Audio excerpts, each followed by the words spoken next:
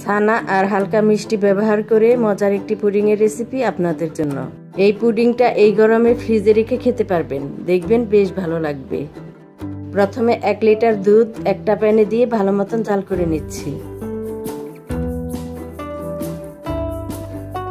মাঝে মাঝে একটু নেড়ে দিবেন যাতে নিচে লেগে না ধরে।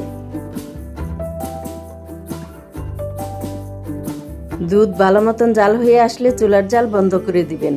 এবার 1/2 কাপ সাদা ভিনেগারে দিচ্ছি 1/2 কাপ পরিমাণ পানি। এই পানি আর ভিনেগারের মিশ্রণটা দিয়ে দিচ্ছি জাল করে রাখা দুধে।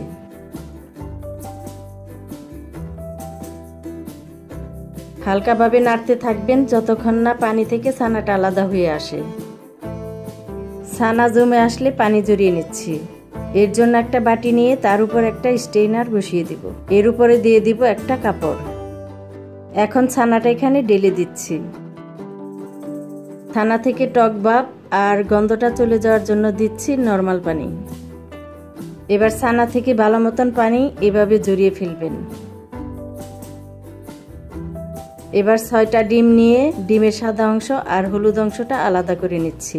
এই রেসিপির জন্য ডিমের সাদা অংশটাই ব্যবহার করতে হবে। খুব সাবধানে ডিম থেকে হলুদ অংশটা এভাবে আলাদা করে অন্য বাটিতে রেখে দিবেন। ঠিক একইভাবে 6টা ডিম আমি আলাদা করে নিলাম। এবার নিচ্ছি পুডিং বানানোর জন্য এরকম একটা বাটি। তাতে সামান্য ঘি দিয়ে ভালো মতন ব্রাশ করে নেবেন। ঘি ব্রাশ করার সময় একটু বেশি পরিমাণে দিয়ে ব্রাশ করে নেবেন যাতে পুডিংটা নিচে লেগে না ধরে। একটা ব্লেন্ডার নিয়ে তাতে প্রথমে দিচ্ছি পানি জড়িয়ে রাখা ছানা। হালকা একটু মিষ্টি করার জন্য দিচ্ছি 1/2 কাপ পরিমাণ চিনি। গুঁড়া দুধ দিচ্ছি 1 কাপ পরিমাণ। আলাদা করে রাখা ডিমের সাদা অংশ দিয়ে দিচ্ছি। ডিমের কাঁচা গন্ধ দূর করার জন্য দিচ্ছি ফ্লেভার ভ্যানিলা এসেন্স। ভালো মতন ব্লেন্ড হওয়ার জন্য দিচ্ছি 2 টেবিল চামচ পরিমাণ পানি। এবার ব্লেন্ডারে ঢাকনা লাগিয়ে ভালো মতন ব্লেন্ড করে নেবেন। আপনারা যদি ছানার ভাবটা দানা দানা রাখতে চান তাহলে হালকাভাবে ব্লেন্ড করবেন।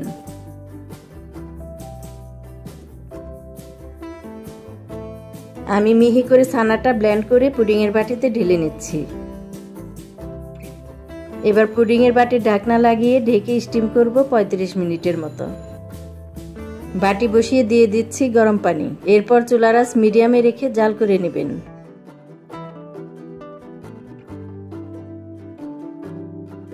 পুডিং হয়ে আসলে ভালো মতন ঠান্ডা করে এরপর পরিবেশন করবেন। এই পুডিংটা খেতে কিন্তু দোকানের ছানার সন্দেশের মতোই লাগবে। আর হালকা মিষ্টি ফ্লেভারের এই রেসিপিটা কম বেশি সবার কাছেই হয়তো ভালো লাগতে পারে। উপরে কিছু পেস্তা বাদাম দেওয়ার পর ছুরি দিয়ে কেটে আমি পরিবেশন করে নিচ্ছি। আপনারা আপনাদের পছন্দ মতন জিনিস দিয়ে ডেকোরেশন করে নেবেন। আজকের মতো তাহলে বিদায় নিচ্ছি। সবাই অনেক ভালো থাকবেন, সুস্থ থাকবেন। আল্লাহ হাফেজ।